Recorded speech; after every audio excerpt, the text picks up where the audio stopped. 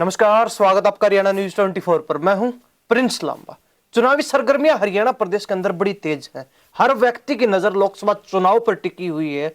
हालांकि चुनाव की तारीखों का भी ऐलान नहीं हुआ है, लेकिन फिलहाल प्रत्याशी घोषित करने का दौर चला हुआ है और कहीं ना कहीं हरियाणा प्रदेश की जनता टकटकी लगाए बैठी है कि कौन सी पार्टी से किस सीट पर कौन से चेहरे पर दांव लगाया जा सकता है, कौन से चेहरे पर दांव लगाया जाने वाला है। ऐसे में लगातार हम कांग्रेस की बात करें या फिर बीजेपी की बात करें, सभी सीटों को लेकर आकलन लगा रहे, संभावनाएं जता रहे और जो नाम फाइनल करके हाईकमान तक पहुंच चुके हैं उन नामों को लेकर भी चर्चा कर रहे हैं। इससे पहले हमने कांग्रेस को लेकर चर्चा की, उससे पहले हमने बीजेपी को लेकर चर्चा की, लेकिन आज हरियाणा की 10 लोकसभा सीटों में से एक सीट जो काफी चर्चित रहती है, काफी हॉट सीट रहती है, रोहतक की बात नहीं कर रहे हैं, हम बात करें हिसार लोकसभा सीट की। इस सीट का जो राजनीतिक खेल है उसको जातीय आंकड़ों के अनुसार समझेंगे कि यहां से कौन जो है बीजेपी का प्रत्याशी हो सकता है, तो साथ ही कांग्रेस पार्टी बीजेपी की लिस्ट के बाद किस नेता पर दांव लगा सकती है, किन समीकरणों के तहत यहां पर जो है हर पार्टी के द्वारा अपने राजनीतिक चेहरे, अपने प्रत्याशी, अपने उम्मीदवार उतारे जाएंगे। पूरे मामले पर, पूरे लोकसभा क्षेत्र के आकलन पर और हर पार्टी किस समीकरण के तहत यहां दांव लगा सकती है उस पर विस्तार से चर्चा करते हैं। हिसार लोकसभा सीट जिसके अंतर्गत 17.5 लाख से 18 लाख वोटर्स मतदाता आते हैं और कहीं ना कहीं 9 विधानसभा सीटों से मिलकर एक हिसार लोकसभा निर्वाचन क्षेत्र बना है। यह हरियाणा की 9वीं सबसे छोटी लोकसभा सीट है, जहां लगभग 1760 के करीब पोलिंग बूथ भी है। तो वहीं अगर इसके जातीय समीकरणों पर, जातीय आंकड़ों पर नजर डाली जाए तो इस सीट पर पूरे हरियाणा प्रदेश में तीसरे नंबर पर सबसे अधिक जाट वोटर्स, पहले नंबर पर रोहतक लोकसभा सीट है जहां लगभग 36% जाट वोटर्स हैं। दूसरे नंबर पर सोनीपत सीट आती है जिस पर लगभग 34.5 यानी कि 34.5% जाट वोटर्स, और तीसरे नंबर पर हिसार लोकसभा सीट है जहां लगभग 34% जाट वोटर्स आते हैं।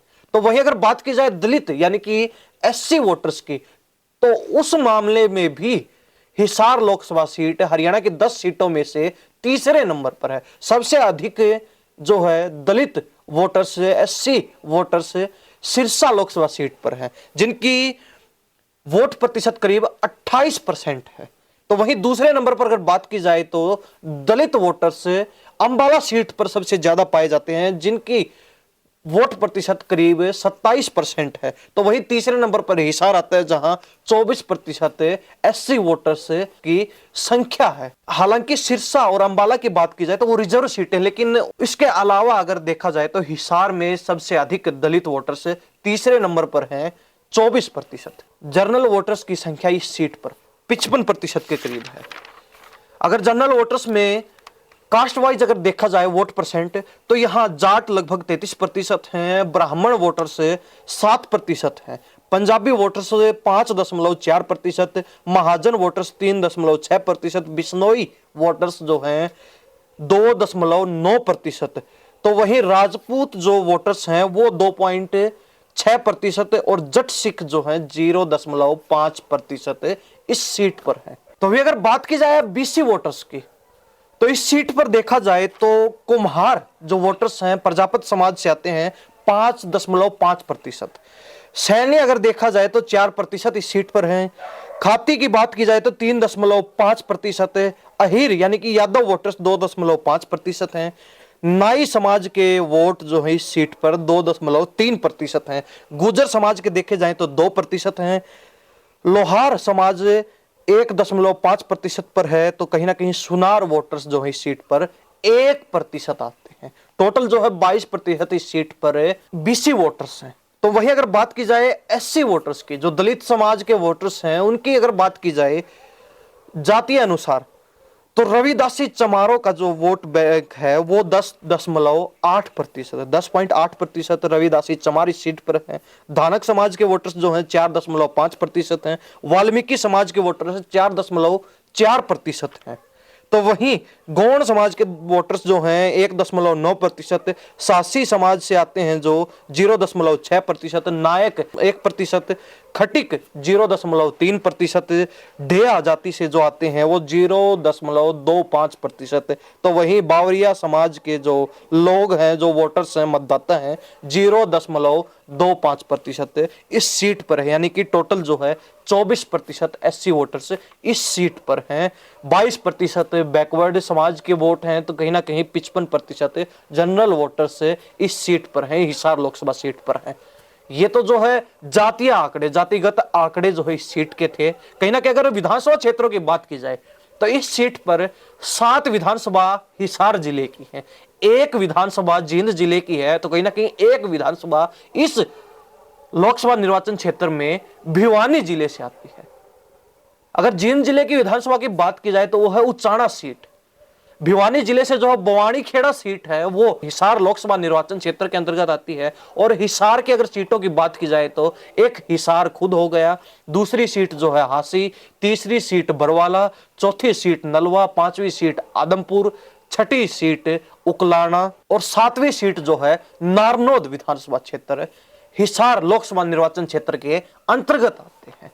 ये तो जो है चुनावी आंकड़े, जातीय समीकरण, जातीय आंकड़े, उन पर नजर डाली है। लेकिन अब चर्चा करेंगे कि किस पार्टी से कौन सा कैंडिडेट जो है हिसार लोकसभा क्षेत्र पर हो सकता है। तो कहीं ना कहीं अगर बीजेपी से देखा जाए, हालांकि बीजेपी 10 की 10 लोकसभा सीटों पर अपने प्रत्याशी उतारने की और कहीं ना कहीं 10 की 10 सीटों पर चुनाव लड़ने की बात पुरजोर तरीके से कह रही है, लगातार कह रही है, तो कहीं ना कहीं अब जेजेपी भी बीजेपी के सामने अड़ चुकी है। आर पार की लड़ाई जो है दुष्यंत चौटाला ने छेड़ दी है। अगर बीजेपी एक भी सीट नहीं देती है, 10 की 10 सीटों पर अपने प्रत्याशी उतारने की हट करती है, तो ऐसे में दुष्यंत चौटाला गठबंधन तोड़ने पर मजबूर हो जाएंगे। दोनों पार्टियों का अलग अलग चुनाव लड़ना पड़ेगा। लेकिन जहां तक अब संभावनाएं लग रही हैं, ऐसी नौबत नहीं आने वाली है। कहीं ना कहीं बीजेपी की तरफ से जेजेपी को एक सीट ऑफर की जाएगी जो कि हिसार लोकसभा सीट होगी। और कहीं ना कहीं यहां से कहा जा रहा है कि जेजेपी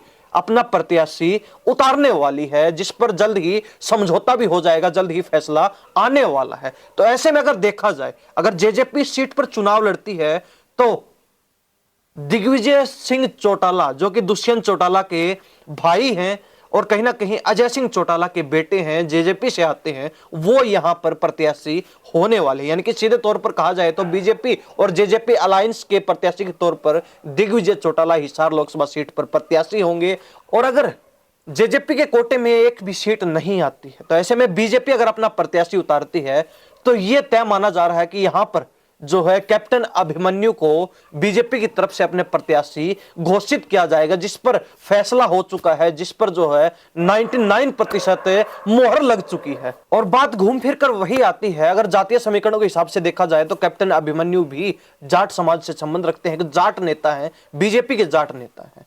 तो ऐसे में अगर बीजेपी जेजेपी अलायंस में प्रत्याशी होता है तो दिग्विजय चौटाला होंगे, वो भी जाट नेता हैं। और अगर बीजेपी की तरफ से प्रत्याशी घोषित किया जाता है तो कैप्टन अभिमन्यु होंगे, वो भी जाट नेता हैं। अब बात की जाए कांग्रेस की, तो कांग्रेस की तरफ से कई नाम सामने आ रहे हैं, ऐसे नाम जिनको फाइनल करके हाईकमान के पास भेज दिया गया है और उनमें से एक नाम जो है चुना जाना है। सबसे पहली चर्चा चल रही है प्रोफेसर संपत सिंह के बेटे गौरव संपत सिंह के नाम पर।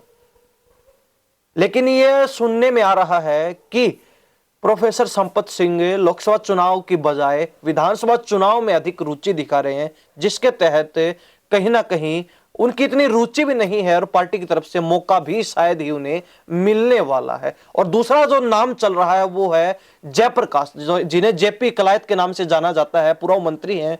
तो कहीं ना कहीं उनका नाम भी चर्चा में चल रहा है, इस सीट पर सांसद भी रह चुके हैं पूर्व में। लेकिन बात घूम फिर कर वही आती है, अगर बीजेपी या फिर बीजेपी प्लस जेजेपी अलायंस की तरफ से कोई भी जाट नेता, जाट चेहरा इस सीट पर प्रत्याशी के रूप में उतारा जाता है तो कांग्रेस की तरफ से नॉन जाट चेहरा होने वाला है। हालांकि ये सिर्फ संभावनाएं नहीं है, सर्वे के अनुसार भी यही बातचीत निकल कर आ रही है। और अगर अंदरूनी जो बातचीत सामने आ रही है, चाहे पार्टी के कार्यकर्ताओं के अनुसार, पार्टी के नेताओं के अनुसार भी कहा जाए, तो कहीं ना कहीं हिसार लोकसभा सीट पर कांग्रेस विचार कर रही है बनिया समाज से या फिर पंजाबी समाज से किसी नेता को प्रत्याशी के तौर पर उतारने पर। लेकिन एक बात यहां ध्यान रखने वाली यह है कि कांग्रेस की तरफ से गुड़गांव लोकसभा क्षेत्र पर राव इंद्रजीत के सामने एक पंजाबी प्रत्याशी को उतारा जा सकता है, तो ऐसे में दूसरे पंजाबी नेता को, जो पंजाबी समाज से संबंध रखता है, उसको हिसार लोकसभा सीट पर मौका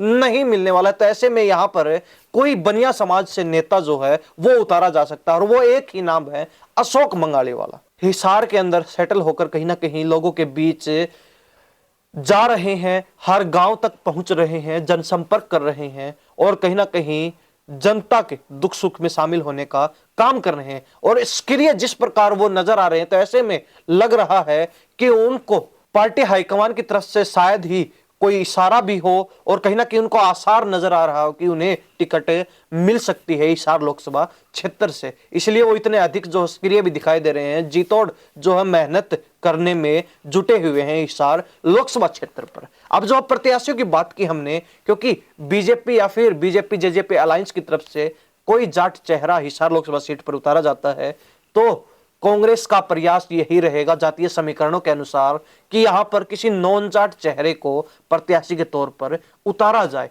तभी जो है मुकाबला कड़ा होने वाला है, तभी जो है मुकाबला दोनों प्रत्याशियों के बीच, दोनों दलों के बीच टक्कर का होने वाला है। और ऐसे में सिर्फ एक ही नाम बचता है, अशोक मंगाली वाला का, जो कांग्रेस के लिए कहीं ना कहीं संजीवनी के रूप में हिसार लोकसभा सीट पर काम करने वाले हैं। तो कहीं ना कहीं संभावनाएं जो है यही लगाई जा रही है कि अशोक मंगाली वालों को कांग्रेस की तरफ से हिसार लोकसभा सीट पर उतारा जा सकता है, क्योंकि हिसार सीट पर जातीय आंकड़ों के अनुसार 55% के लगभग जनरल वोटर्स हैं। तो कहीं ना कहीं अगर एससी और बैकवर्ड समाज के वोटर्स को मिलाया जाए तो 46% जो है एससी और बैकवर्ड समाज से, बीसी समाज से जो है वोटर्स, मतदाता हिसार लोकसभा क्षेत्र में है।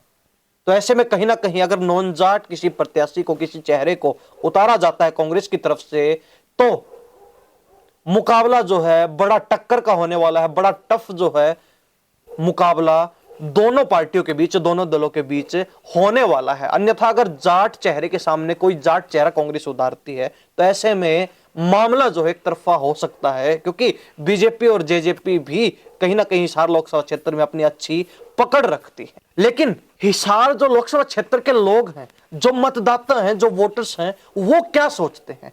क्या वास्तव में ही बीजेपी जेजेपी की तरफ से कोई जाट चेहरा होता है तो कांग्रेस किसी नॉन जाट चेहरे पर दाव लगा सकती है? क्या वास्तव में अशोक मंगाली वाला को लेकर जो चर्चाएं चल रही है कि कांग्रेस की तरफ से उनको हिसार लोकसभा क्षेत्र पर प्रत्याशी घोषित किया जा सकता है, उनको टिकट मिल सकती है? आप क्या सोचते हैं? क्या आपके जहन में आ रहा है? क्या जो है धरातल की सच्चाई है? कॉमेंट अपनी राय जरूर रख दीजिए। इन्हीं सब बातों के साथ मैं प्रिंस लांबा, हरियाणा न्यूज 24। नमस्कार, जय हिंद। आप देख रहे हैं हरियाणा न्यूज 24, जहां हर खबर मिले सच के साथ।